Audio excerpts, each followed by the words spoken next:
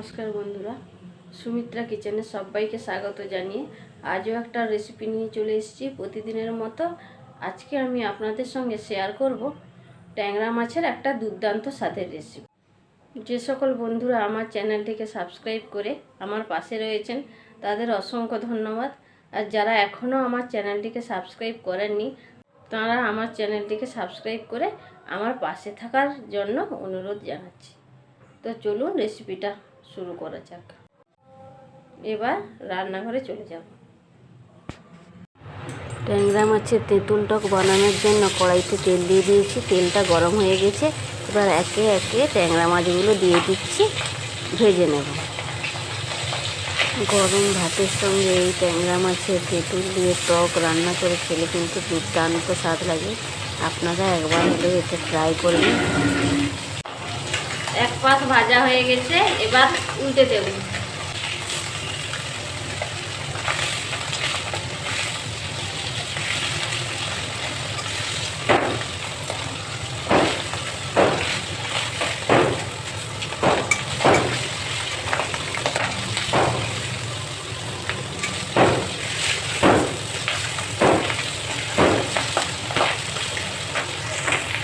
মাছগুলো ভালোভাবে ভাজা হয়ে গেছে, এবার তুলে নেব। এইভাবে আমি বাকি মাছগুলোকেও ভেজে নেব। সব মাছগুলো ভাজা হয়ে গেছে। এবার আমি এতটা মতো তেঁতুলকে জলে গুলে রেখেছিলাম, এই তেঁতুলগুলা জলটা দিয়ে দেব।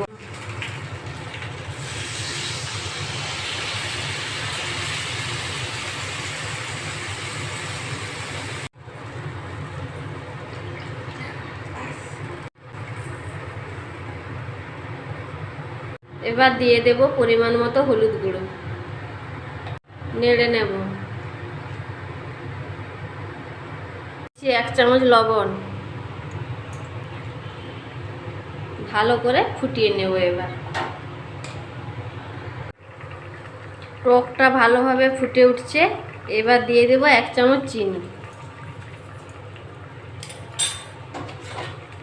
একটু নেড়ে নেব,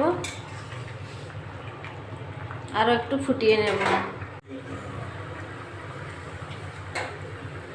ট্যাংরা মাছের তেঁতুল দিয়ে টকটা যদি আপনাদের ভালো লেগে থাকে, লাইক, কমেন্ট, শেয়ার, সাবস্ক্রাইব করে আমার পাশে থাকবেন।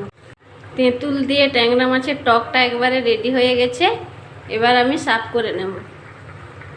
ট্যাংরা মাছের তেঁতুল টকটা আমি প্লেটে সার্ভ করে নিয়েছি। দেখুন কতটা লোভনীয় হয়েছে। আপনারাও এরকম বাড়িতে ট্রাই করবেন। কেমন লাগলো আমাকে কমেন্ট করে জানাবেন।